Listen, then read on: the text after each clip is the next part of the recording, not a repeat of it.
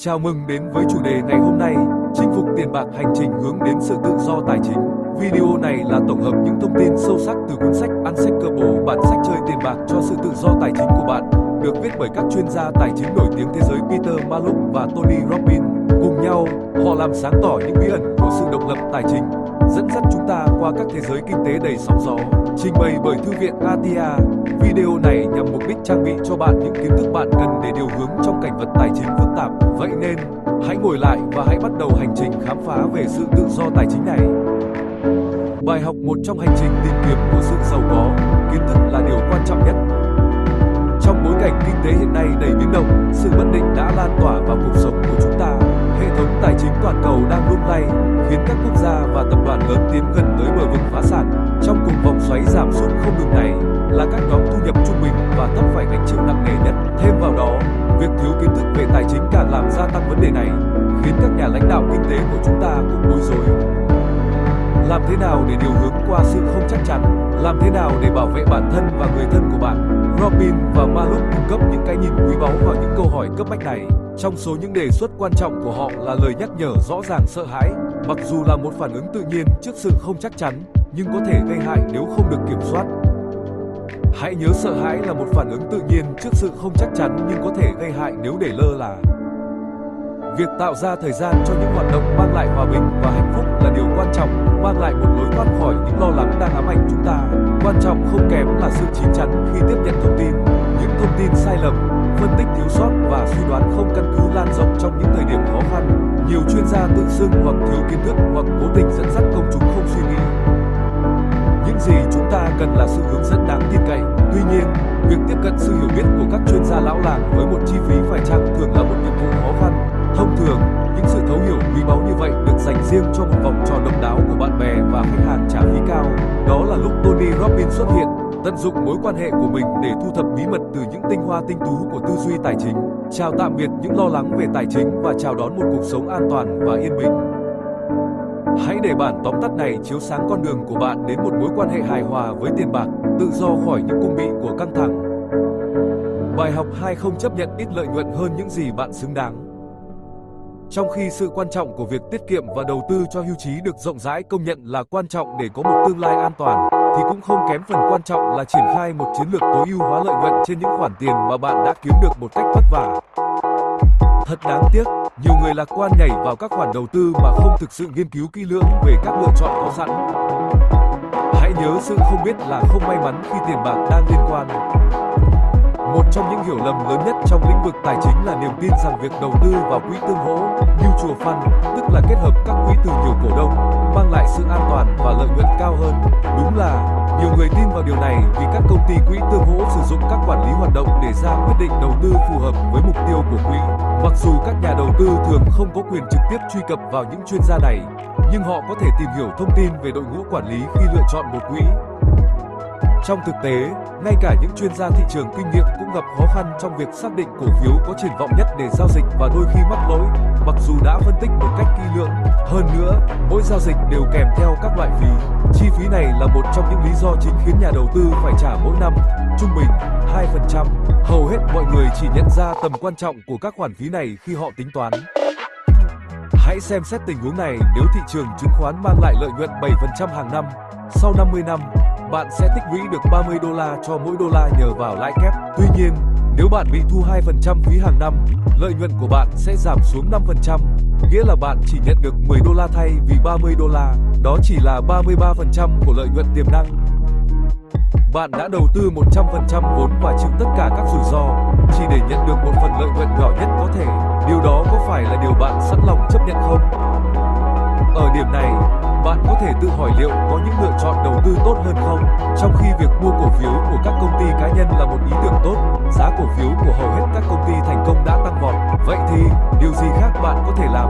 Hãy thử đầu tư vào các quỹ chỉ số với chi phí thấp. Các quỹ này không có các quản lý hoạt động, giúp bạn tiết kiệm chi phí và các khoản phí ẩn. Hãy nhớ rằng các quỹ chỉ số nhằm mô phỏng lợi nhuận của thị trường, cung cấp một phương pháp an toàn và đảm bảo hơn so với quỹ tương hỗ cố gắng vượt qua thị trường.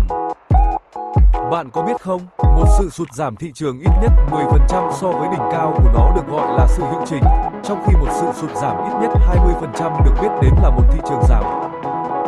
Bài học 3: tìm một người tư vấn tài chính không thiên vị.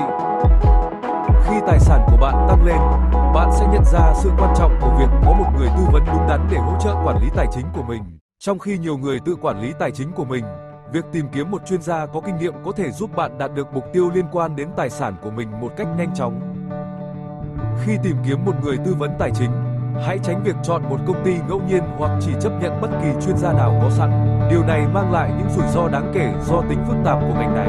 Nếu bạn không chắc chắn về những phẩm chất cần tìm kiếm ở một người tư vấn, hãy chọn một nhà môi giới mà ưu tiên lợi ích của bạn hơn là lợi ích của họ và của công ty họ. Cần lưu ý rằng các công ty tài chính đặt lợi ích của họ trước lợi ích của khách hàng không nhất thiết là hành động sai, họ chỉ đang cố gắng tồn tại trong ngành công nghiệp cạnh tranh. Vì vậy, lựa chọn an toàn nhất của bạn là tìm một chuyên gia độc lập mà pháp luật bắt buộc phải ưu tiên lợi ích của bạn, vì những chuyên gia này có thể bị truy tố nếu họ không tuân thủ. Các nhà tư vấn tài chính thường thuộc 3 loại. Nhà môi giới, đại diện cho các công ty của họ và cố gắng bán các sản phẩm tài chính cho khách hàng. Họ thực sự là những nhà bán hàng tập trung vào việc đẩy sản phẩm của họ, ngay cả khi có thể không phải là sự lựa chọn tốt nhất cho bạn. Điều đáng khuyến khích là tránh xa loại người này. Nhà tư vấn 2 đăng ký, người giữ giấy phép là cả người bảo trợ và nhà môi giới. Khi có thể, hãy tránh xa họ và chỉ làm việc với những người tư vấn đúng đắn. Các chuyên gia độc lập hoạt động một cách tự chủ và không liên quan đến bất kỳ công ty cụ thể nào. Họ cung cấp lời khuyên và đề xuất không thiên vị cho khách hàng, cung cấp hướng dẫn mục tiêu dành riêng cho từng trường hợp cụ thể. Hãy nhớ khi lựa chọn một người tư vấn tài sản, hãy yêu cầu thông tin từ khách hàng hiện tại hoặc cũ. Làm thế nào để xác định một người tư vấn đúng đắn? Xác minh rằng họ không có liên kết với các tổ chức tài chính hoặc các sản phẩm có thể ảnh hưởng đến các đề xuất của họ. Yêu cầu xem bằng cấp chuyên môn của họ. Quan sát bất kỳ đặc điểm nào của sự mua bán hàng hóa, họ không nên gây áp lực cho bạn mua các sản phẩm họ đề xuất và không gì nữa. Sau khi bạn đã thu hẹp lựa chọn của mình, hãy sắp xếp cuộc phỏng vấn hoặc tư vấn với những người tư vấn tiềm năng. Phương pháp này sẽ cho phép bạn đặt câu hỏi, đánh giá phong cách giao tiếp của họ và đánh giá mức độ thoải mái khi làm việc với họ. Niềm tin và mối quan hệ tốt đẹp là những yếu tố quan trọng trong một mối quan hệ giữa người tư vấn và khách hàng thành công. Bài học 4: luật chơi của tiền bạc. Trong suốt 7 năm nghiên cứu của mình, Tony Robbins đã cố gắng khám phá các nguyên tắc cơ bản được chia sẻ bởi các nhà đầu tư thành công trong số những người mà ông đã phỏng vấn. Như mọi người có thể mong đợi, điều này đã thách thức bởi mỗi chuyên gia tài chính đều sở hữu một chiến lược độc đáo phù hợp với thành công của họ. Tuy nhiên, thông qua sự kiểm tra tỉ mỉ, ông nhận biết được 4 nguyên tắc cơ bản được áp dụng bởi tất cả các thành viên. Tránh thua lỗ. Mọi nhà đầu tư thông minh đều xem xét việc giảm thiểu rủi ro tiềm năng trước khi đặt vốn của họ vào cuộc. Với những người chưa có kinh nghiệm về trò chơi tiền bạc, việc thua lỗ nhỏ có vẻ không đáng kể.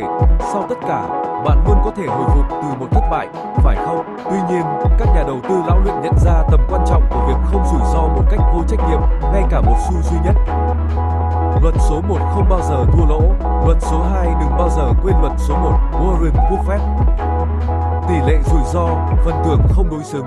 Trước khi đầu tư, hãy đảm bảo rằng lợi nhuận tiềm năng vượt xa rủi ro có thể xảy ra. Đừng rơi vào cái mưu mẹo rằng để có kết quả tuyệt vời, bạn phải chấp nhận rủi ro lớn.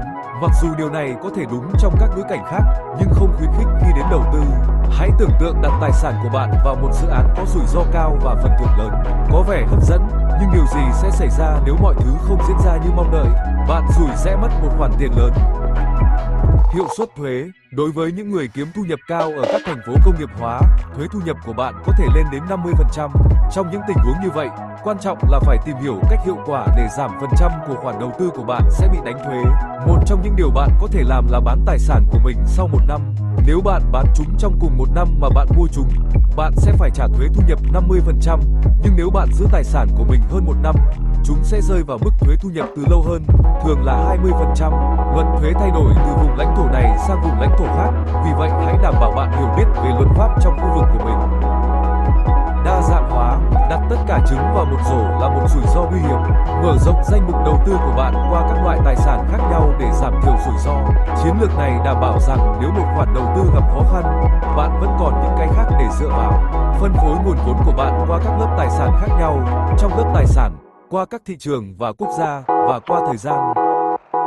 Hãy nhớ không có khoản đầu tư nào là 100% không rủi ro. Bằng cách tuân thủ các nguyên tắc cơ bản này, Bạn có thể điều hướng bối cảnh phức tạp của thị trường tài chính với sự tự tin và thận trọng. Bài học 5 tâm trạng ảnh hưởng đến ví tiền của bạn.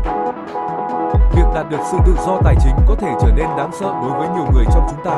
Bất ngờ, điều khó khăn nhất không phải là sự phức tạp của thuật ngữ tài chính hoặc sự không đoán trước được của thị trường, mà là tâm trạng của chính chúng ta. Những hành vi bản năng giúp bảo vệ chúng ta trong cuộc sống hàng ngày đôi khi trở thành rào cản khi chúng ta bước vào thế giới của tài chính.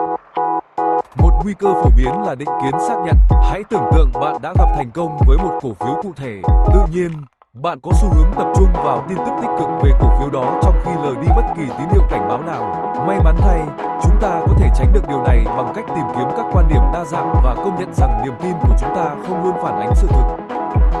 Tiếp theo, có định kiến gần đây, xu hướng tin rằng các sự kiện gần đây sẽ tiếp tục vào tương lai. Ví dụ, nếu một cổ phiếu tăng giá, bạn có thể giả định rằng nó sẽ tiếp tục tăng vô hạn. Tuy nhiên, thị trường tài chính hoạt động theo chu kỳ, làm nổi bật sự quan trọng của việc có một kế hoạch đầu tư rõ ràng, duy trì kỷ luật và điều chỉnh danh mục đầu tư của bạn một cách thường xuyên. Nên thông minh khi xem xét danh mục đầu tư của bạn 1 hoặc 2 lần mỗi năm và điều chỉnh nó theo chiến lược của bạn khi cần thiết. Tự tin quá mức là một nguy cơ khác. Mặc dù chúng ta có thể tự tưởng tượng mình là những nhà tài chính tài ba, nhưng thực tế đôi khi có thể đánh thức chúng ta. Nhận biết được giới hạn của bản thân là một phần quan trọng của việc đầu tư thành công. Mặc dù có thể không hấp dẫn, nhưng việc duy trì các quỹ chứng khoán chỉ số chi phí thấp có thể là một cách đáng tin cậy hơn để tăng trưởng tài sản theo thời gian. Sự tham lam cũng có thể lôi kéo chúng ta vào con đường sai lầm. Khao khát lợi nhuận nhanh chóng, lớn lao có thể làm mờ đi giá trị của việc đầu tư ổn định, lâu dài. Để từ chối cuộc đua sau những cổ phiếu hot hay nhảy vào xe trend đang điên cuồng, cần có kỷ luật và kiên nhẫn. Hãy cân nhắc kỹ càng ngay cả khi các khoản đầu tư của bạn đang phát triển tốt. Và rồi, có xu hướng ở lại trong vùng an toàn của chúng ta, được biết đến với tên gọi định kiến nhà quê. Chúng ta có thể cảm thấy an toàn hơn khi đầu tư vào các công ty địa phương hoặc ngành công nghiệp quen thuộc, nhưng điều này có thể dẫn chúng ta bỏ lỡ cơ hội trong các lĩnh vực chưa được khám phá hoặc thị trường nước ngoài. Phân tán đầu tư của bạn qua các ngành công nghiệp và quốc gia khác nhau là một chiến lược xuất sắc để vượt qua xu hướng này. Cuối cùng, hãy nói về định kiến tiêu cực. Não của chúng ta nhớ lại các trải nghiệm tiêu cực nhiều hơn so với các trải nghiệm tích cực, khiến chúng ta có xu hướng phản ứng quá mức trong thời kỳ suy thoái thị trường. Nhưng hãy nhớ, mỗi nhà đầu tư đều phải đối mặt với những khoảnh khắc này. Chìa khóa là giữ tư duy rõ ràng, tuân theo kế hoạch của bạn và giữ trong tâm trí mục tiêu tài chính dài hạn của bạn. Bài học 6 nơi thành công gặp gỡ hạnh phúc. Trong mỗi chúng ta có một giọng nói nhỏ khao khát một cuộc sống khác biệt, vượt ra khỏi cái bình thường. Dù hình thức của nó ra sao, mong muốn cho điều gì đó hơn thường lệ là phổ biến. Một cuộc sống đặc biệt đang chờ đợi những người nắm vững 2 lĩnh vực quan trọng. Như Tony Robbins miêu tả, lĩnh vực đầu tiên là khoa học thành công. Để trở thành người thành công, bạn cần 3 thành phần chính. Thứ nhất, đó là sự tập trung. Hãy tưởng tượng bạn cầm một kính lúp, dẫn ánh nắng mặt trời vào một tờ giấy cho đến khi nó cháy. Sự tập trung tận tâm đó là cần thiết để đạt được kết quả mong muốn. Khi năng lượng của bạn bị phân tán, tiến triển trở nên khó khăn và khó chịu. Thứ hai, có hành động, nhưng không chỉ là bất kỳ hành động nào. Chúng ta nói về những bước tiến mạnh mẽ, ý nghĩa. Khi bạn đã xác định mục tiêu của mình, đến lúc cuộc sống năng động và bắt tay vào làm việc, giấc mơ thì tuyệt vời, nhưng chúng chỉ là ảo mộng cho đến khi bạn bắt đầu hành động. Hành động là phương tiện đưa bạn từ thế giới của mơ mộng vào thực tế. Cuối cùng, có điều mà bạn có thể gọi là ân phước, may mắn, hoặc thậm chí là một phép màu. Đó là tia lửa xảy ra khi mọi thứ thậm chí còn hòa hợp theo cách bạn không thể giải thích. Cuộc sống luôn có những yếu tố nằm ngoài tầm kiểm soát của chúng ta, và đôi khi, để đạt được mục tiêu của mình cần có một chút phép màu này. Khi bạn trải qua những khoảnh khắc này, hãy trân trọng chúng. Việc nhận ra chúng có thể dẫn đến nhiều tia lửa như vậy hơn trong hành trình của bạn. Chìa khóa thứ hai để sống một cuộc sống đặc biệt nằm trong nghệ thuật của sự hài lòng. Hãy tưởng tượng bạn đứng trên đỉnh thế giới, đã đạt được mọi mục tiêu bạn từng đặt ra, nhưng cảm thấy trống rỗng bên trong. Đó là mâu thuẫn của sự thành công bên ngoài mà không tìm thấy sự hài lòng bên trong. Hãy nhận thức về một tư duy lành mạnh khi bạn tìm kiếm thành công. 2 thói quen mạnh mẽ có thể giúp bạn nuôi dưỡng hạnh phúc. Đầu tiên, có sự tiến bộ, là sự phát triển cá nhân của bạn. Có điều gì đó thực sự đáng hài lòng khi bạn biết bạn đã tốt hơn hôm nay so với hôm qua. Học hỏi điều mới, thách thức giới hạn của mình, đạt được các mốc cá nhân. Đây là những điều mang lại cho bạn cảm giác hài lòng ấm áp. Sau đó, có sự cho đi. Đừng đánh giá thấp niềm vui từ việc chia sẻ, và nó không luôn phải là một cử chỉ lớn. Nó có thể đơn giản như giúp đỡ hàng xóm già trong việc mua hàng hoặc đưa ra một lời khích lệ đến một người bạn đang cần sự giúp đỡ. Những hành động nhỏ bé của lòng tốt có thể tạo ra sự khác biệt lớn trong cuộc sống của người khác. Nhận định cuối cùng, hãy đóng mắt một lát và tưởng tượng một thế giới trong đó bạn không phải lo lắng về tiền bạc. Cảm nhận sự bình yên đến từ sự đảm bảo rằng bạn luôn có đủ để chăm sóc người thân và tạo ra sự khác biệt tích cực trong thế giới, bất kể tình hình kinh tế hoặc thị trường chứng khoán ra sao. Sự an tâm sâu sắc này là điều chúng ta tất cả đều mong muốn, và con đường tới nó là thông qua việc giáo dục về tài chính. Việc trang bị kiến thức về quản lý tiền bạc là điều rất quan trọng. Kiến thức này sẽ trở thành con đường của bạn, giúp bạn điều hướng qua những biến động không lường trước của môi trường kinh tế. Hãy nhớ rằng giáo dục tài chính không chỉ liên quan đến việc tích lũy tài sản, đó là về việc phát triển một tư duy coi trọng các mục tiêu tài chính dài hạn, quản lý rủi ro một cách thông minh và hiểu biết vững về các mô hình kinh tế. Đó là về việc thay đổi mối quan hệ của bạn với tiền bạc từ nguồn gốc của căng thẳng thành công cụ cho sự ổn định và phát triển. Tuy nhiên, hãy nhớ rằng có tất cả số tiền trên thế giới cũng không có nghĩa nếu thiếu hạnh phúc và sự thỏa mãn. Sự giàu có thực sự bao gồm không chỉ là tài chính mà còn là trạng thái tinh thần, tâm lý và tâm hồn. Đó là về việc tìm thấy sự cân bằng giữa thành công chuyên nghiệp và hài lòng cá nhân. Dưới đây là một số bước thực tế mà bạn có thể xem xét. Phát triển một ngân sách cho thu nhập và chi phí của bạn. Theo dõi thói quen chi tiêu của bạn. Xác định các lĩnh vực mà bạn có thể cắt giảm và đảm bảo rằng bạn đang trên đúng đường để đạt được các mục tiêu tài chính của mình. Thiết lập một quỹ khẩn cấp để trang trải các chi phí đột xuất hoặc khó khăn tài chính. Mục tiêu là tiết kiệm 3 đến 6 tháng chi phí sống trong một tài khoản riêng biệt dễ dàng truy cập khi cần. Phát triển kỷ luật trong các mẫu chi tiêu của bạn và tránh các mua sắm bốc đồng. Hãy nhớ rằng việc tích lũy tài sản là một quá trình dần dần, vì vậy hãy kiên nhẫn và luôn cam kết với các thói quen tài chính thông minh. Bằng cách tuân thủ những chiến lược này, bạn có thể tiến gần hơn đến sự an tâm về tài chính trong khi cũng nuôi dưỡng cảm giác hài lòng và hạnh phúc trong cuộc sống của bạn. Chúng tôi hy vọng rằng bạn đã thấy video này hữu ích trong hành trình đến sự tự do tài chính của mình. Nếu có, hãy cho video một lượt like và chia sẻ nó với bạn bè và gia đình của bạn có thể được hưởng lợi từ những mẹo này. Để cập nhật thông tin mới nhất của chúng tôi, đừng quên bật thông báo trên YouTube. Nếu bạn chưa làm, hãy xem xét việc đăng ký kênh YouTube Thư viện Atia. Cảm ơn bạn đã xem. Hãy nhớ rằng, kiến thức là sức mạnh. Hãy tiếp tục học hỏi cùng nhau để trở nên thành công hơn nữa.